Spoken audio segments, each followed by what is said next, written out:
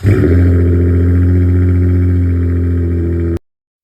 up everyone, welcome to Ben's Car Reviews. I'm Ben and today we'll be dissecting the 2025 Porsche Macan. Let's get right into it with the chart.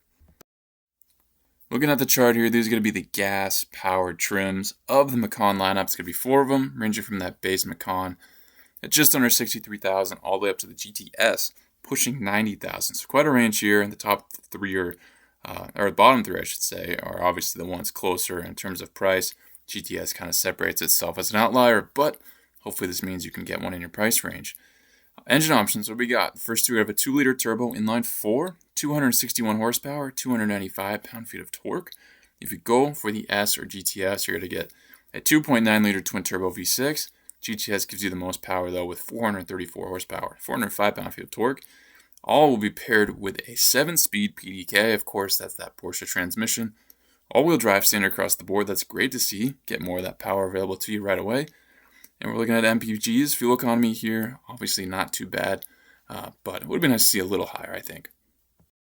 Real quick, guys, here Ben's Car Reviews. There's no fluff. We keep it under 10 minutes. If that's something that's intriguing to you and you like this content as you watch, please like and subscribe, and I'll keep growing the channel. Let's keep going. The Porsche Macan. I think it's a fantastic option if you have a bit of a budget and you want some luxury, match with performance, while also looking great. But as always, we have to ask, is the initial look backed up by standard features? Let's get into it. Exterior first as always. Classic Porsche light feature designs here. They are powered by standard LED headlights, including Porsche Dynamic Light System with static and dynamic quartering lamps. You'll also get those staple Porsche 4-point daytime running lights that look super sharp. You're going to get a nice grille design here with a ton of intake area. It's standard body colored with optional gloss black or matte black finishes if you want a sportier look. Definitely one of the most aggressive front ends among SUVs when you really take the time to look. There's a new front splitter at the bottom as well. Out back, there's a redesigned rear fascia and rear diffuser. The sport design mirrors have a V-shaped base, which gives a unique and sporty look. The side mirrors are standard body colored with optional high gloss black or aluminum finishes. Door handle finishes will be that same story as those side mirrors. Roof rails are available on all trims, standard on none though. Some solid color options here from Porsche. They always do a solid job. And as much as I like the vibrant colors, I actually think silver generally just looks the best on Porsches. That's just my opinion. There are some great wheel designs for you in this lineup. I've always thought that Porsche has some stunning wheels, and I think these are right in line with that, and I have those pictures for you. I think the GTS, though, definitely takes the cake with those 21-inch wheels. On Macan T, the wing is painted in agate gray metallic to match the side blades, exterior mirrors, roof spoiler, and logos on the rear. Speaking of the side blades, I think they add a lot to this overall look to break up the sea of body color on that side profile, and especially when the color matches other aspects of the car like the wheels like we just heard. There's also a 3D texture to those side blades for some extra design. Your Porsche exhaust note can come through some boring chrome tips standard, but you can have black quad tips should you wish. Definitely a fan of the quad tips. The T will have the Sport Chrono package and Porsche Active Suspension Management standard. That active suspension is an electronically controlled suspension system with 3 manually controllable maps and regulates the shock absorbing force depending on road conditions and driving style. So some upgraded performance there for sure. The Macan measures in at 186.1 inches long, nearly 76 inches wide, 62.8 inches tall, weighs at most 4,400 pounds standard. In terms of a best bang for your buck in this lineup, I think I'll be choosing the base Macan, honestly. In order to gain direct chart performance, you have to go up $12,000 more. Yes, the T offers some nice extra performance from the package and the suspension like we just talked about, and maybe that jump is worth $6,000, but overall, the features that you gain to the T, I don't really think are worth that jump, considering it has all the same chart features.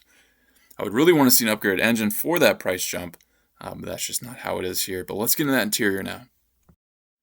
As you can assume, but more importantly expect, the interior design here is pretty stunning. and it does match that exterior feel well. The overall dash design down to the center console are definitely well done. Let's see if you get enough inside for the money.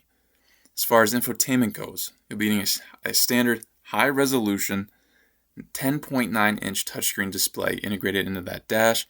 I do think it should be bigger. A lot of other models, way less expensive than this, are getting a 12.3-inch screen, so it would have been nice to see that a little larger. Apple CarPlay is standard. I'm not seeing there being any Android Auto.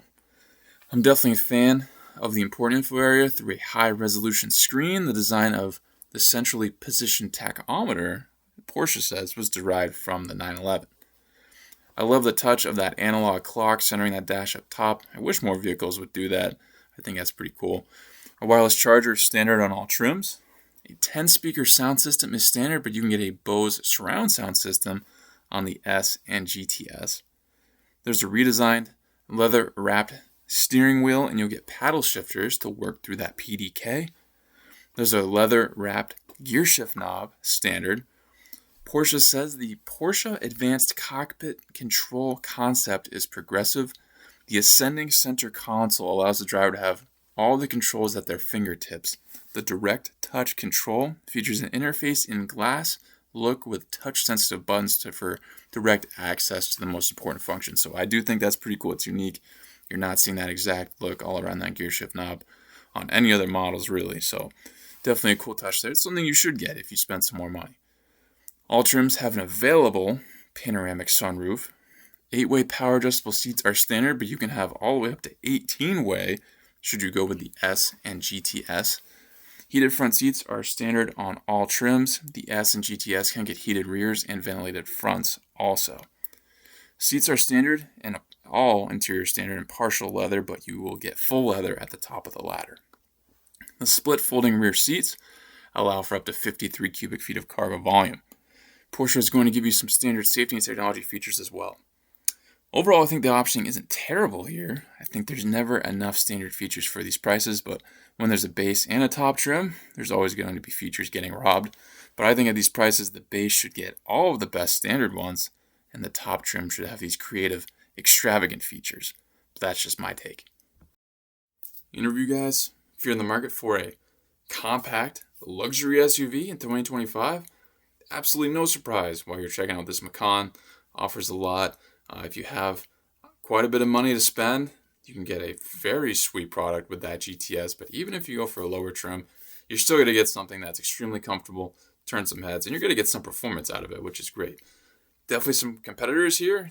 I think the biggest two in my eyes right off the bat would be the GV70 from Genesis and from BMW, the X3. If you go beyond that, certainly Mercedes-Benz has some competition. And Volvo, maybe the XC60 could go up against this. There's definitely some others to check out, and I'll attach them at the end of this video if you to directly check that out, cross-compare those trims and the key features as well, so you can get more for your money elsewhere. But Porsche, obviously, everybody knows Porsche, the Macan. They roll a lot of these things out.